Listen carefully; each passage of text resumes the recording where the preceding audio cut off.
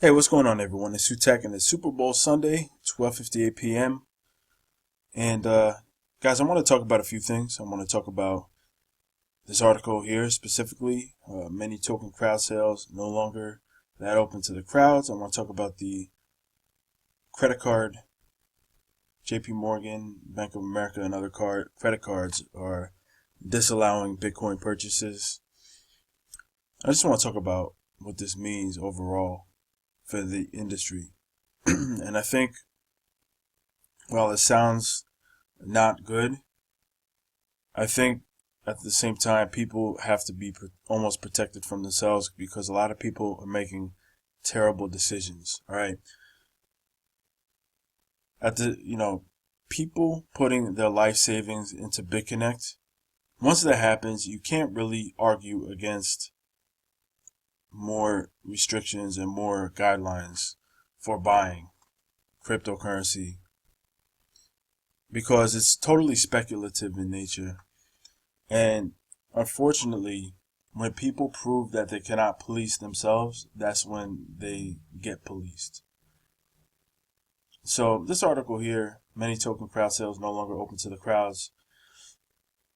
Um, this is basically talking about the KYC process and the anti-money laundering process that is occurring for people in America, people in other countries, Singapore, and some other countries.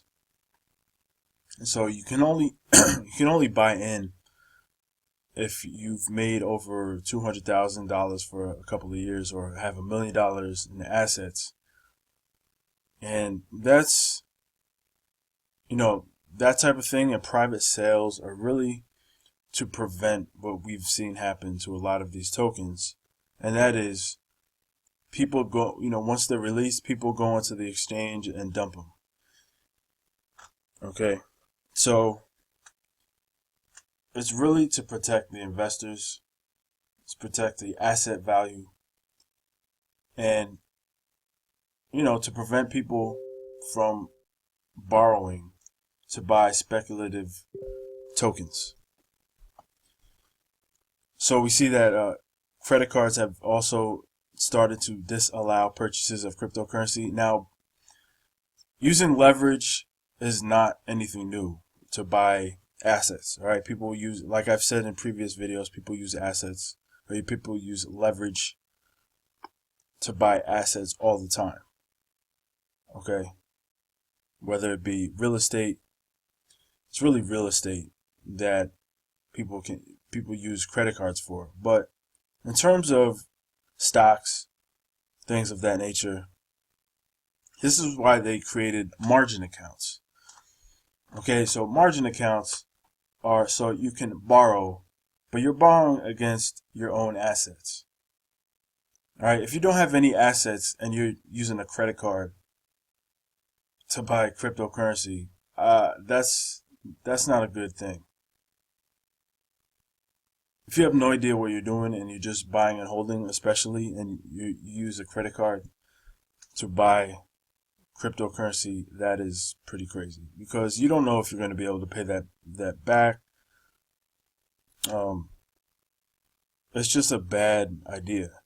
All right, so with margin accounts, which I have for stocks, you borrow against your assets, and then if for whatever reason your stocks start to go down in price, or you start to lose money, you have to sell off the assets that you own in order to pay back the loan. So you're not costing anybody money, really, except for yourself.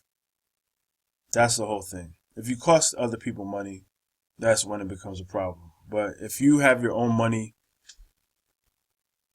and you lose your own money, then nobody really cares. So I think that's what's going on in crypto.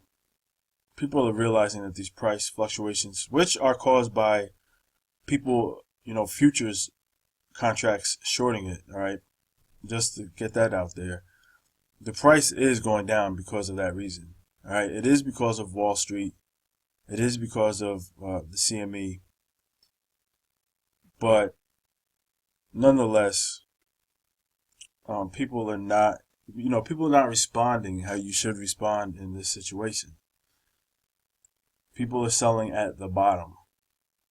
All right, we bounced off the support level of 7,500, and we'll probably hit it a few more times, over the next couple of weeks.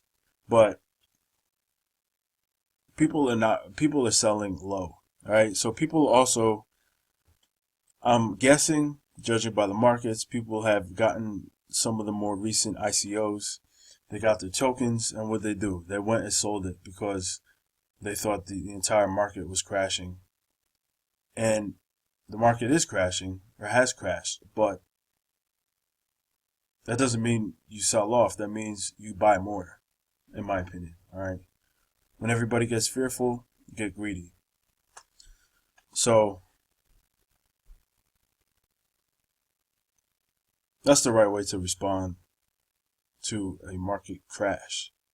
As far as the KYC goes, like I said, they want to, it's really to protect the investors from inept, inexperienced, and unsophisticated investors. All right, because they mess up the price. That's really what it is. It's really asset and price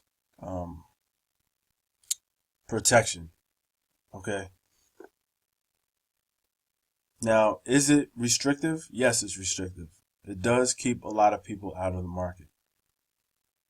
And, that's not necessarily fair, but you're still able to buy the tokens once they come out to the market, to the public market. So you can still get tokens cheaply once they hit the market. Now, there's a bill pending in Congress to eliminate tokens from securities laws. Now, I hope that passes, of course. That'd be a great precedent to set for tokens and cryptocurrency. But as far as freedom goes and being able to make your own decisions, but I'm not actually sure it's the greatest decision for the price and value of cryptocurrencies. So, it's a double-edged sword. And I think over the next couple of months, couple of years, we'll find the right balance. Okay, so the right balance will be struck, hopefully, between giving people enough personal freedom to make their own choices, but also preventing a lot of the noobs and just reckless gamblers from hanging themselves. So we'll have to see how that plays out. And but yeah, guys, that's basically it. Not much going on today. Go Eagles. That's who I'm rooting for in the Super Bowl. If you're Pats fans, I still love you, but I'm rooting for the Eagles. Guys, check out Sutex Crypto, best ICOs. Check out the trading bots. Sign up to coin tracking. Check out the merchandise and apparel. And if you have a press release you want to submit on sutexcrypto.com, that's available as well. All right, guys, I'll talk to you later. Peace.